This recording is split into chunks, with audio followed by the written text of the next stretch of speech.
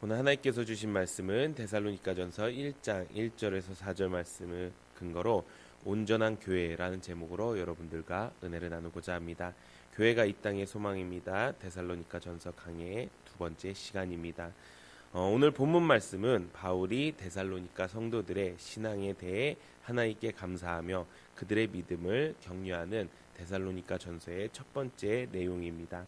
어제 말씀드렸던 것처럼 바울은 박해 때문에 데살로니가 교회를 개척하고 한 달 만에 떠나게 되었지만 그곳에 남은 성도들은 정치적, 종교적 핍박에도 불구하고 믿음의 역사와 사랑의 수고와 소망의 인내를 잃지 않았습니다.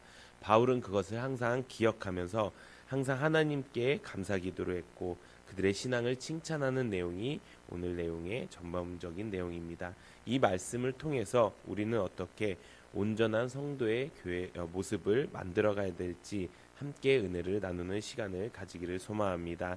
먼저 온전한 교회를 이루는 성도의 첫 번째 모습은 바로 은혜와 평강이 있어야 한다는 것입니다. 우리 본문 1절 함께 읽어보도록 하겠습니다. 시작.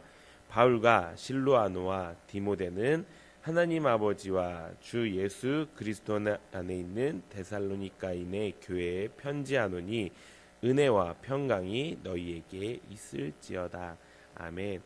바울은 데살로니가 교회를 문안하며 자신과 함께 있는 실로아노와 디모데를 언급하고 있습니다. 이 두 사람은 바울이 데살로니가에서 사역할 때 함께했던 동역자들이었습니다. 실로아노는 사도행전 15장에 나오는 신라와 동일 인물입니다. 그리고 디모데는 바울이 교회 상황을 알기 위해 파견한 사람으로 두 사람 모두 데살로니가 교회에 잘 알려진 사람들이었습니다. 바울은 이런 교회에 은혜와 평강이 있기를 기원하고 있습니다. 이 표현은 바울이 굉장히 즐겨했던 표현입니다. 여기서 말하는 은혜라는 것은 하나님이 예수님을 통해 우리에게 베푸신 구원을 의미하는 것이고 평강은 구약의 샬롬을 뜻하는 말입니다. 여기서 말하는 샬롬은 사람에게서 오는 평안이 아닙니다. 여기서 말하는 샬롬은 하나님께로부터 오는 평강을 이야기하고 있는 것입니다. 그렇기에 바울은 그리스도 안에 있는 하나님의 백성을 향한 지극한 사랑을 언급하면서 데살로니가 성도들에게 문안을 전했습니다. 온전한 교회의 성도는 은혜와 평강이 있어야 되는 줄로 믿습니다.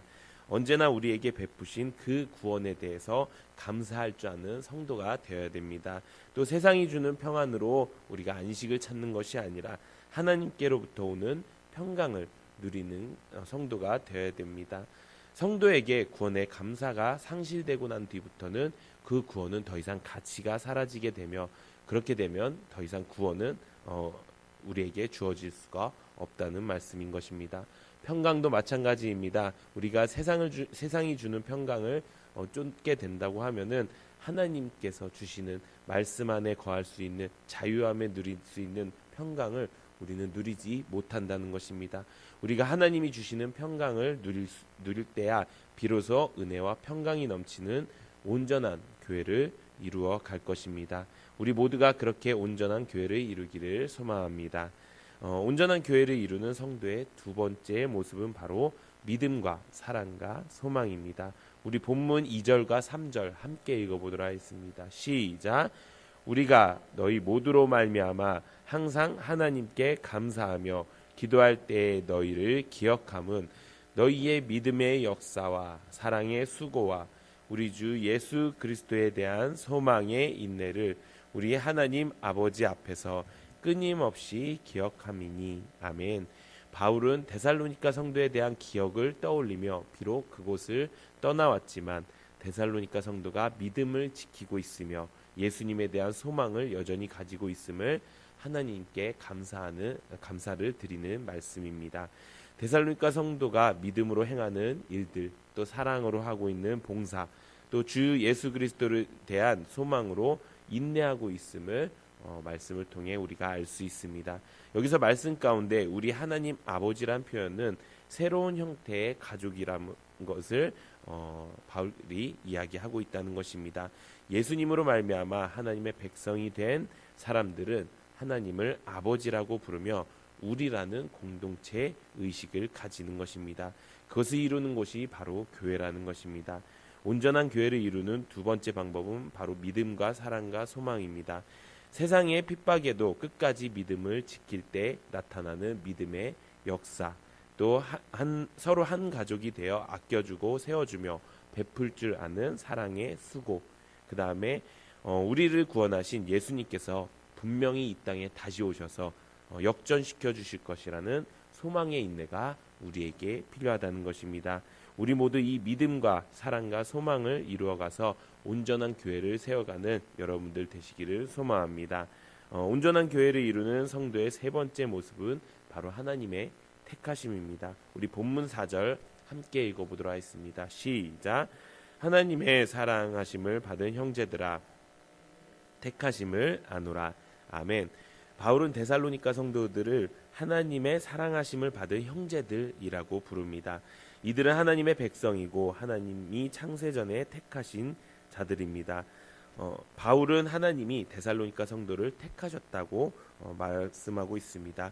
구약 성경에서도 하나님이 그분의 백성을 친히 택하시고 인도하셨다라는 말씀이 있습니다. 우리 신명기 4장 37절 우리 함께 읽어보도록 하겠습니다. 시작. 여호와께서 그 조상들을 사랑하신 고로 그 후손인 너를 택하시고 큰 권능으로 친히 인도하여 애굽에서 나오게 하시며. 아멘.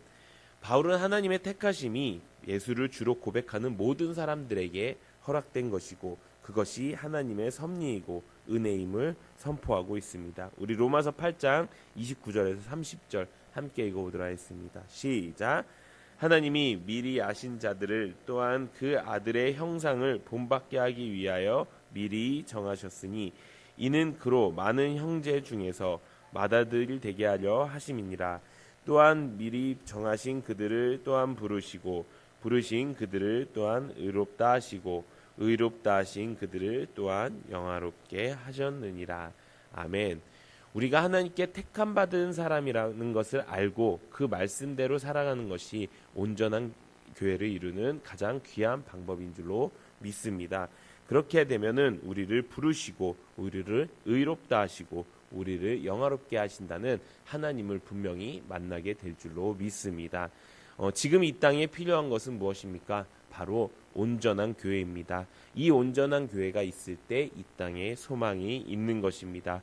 온전한 교회는 하나님의 은혜와 평강으로부터 시작되는 것입니다. 하나님께서 우리에게 베푸신 은혜가 무엇인지 우리는 기억해야 된다는 것입니다.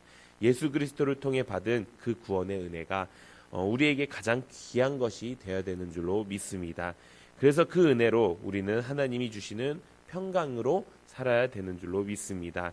또 세상의 그 어떤 핍박에도 믿음을 끝까지 지키고 공동체 안에서 우리가 사랑의 수고를 베풀며 예수님이 우리를 승리하게 하신다는 소망을 가지고 교회 생활을 할 때 온전한 교회를 이루어갈 수가 있습니다.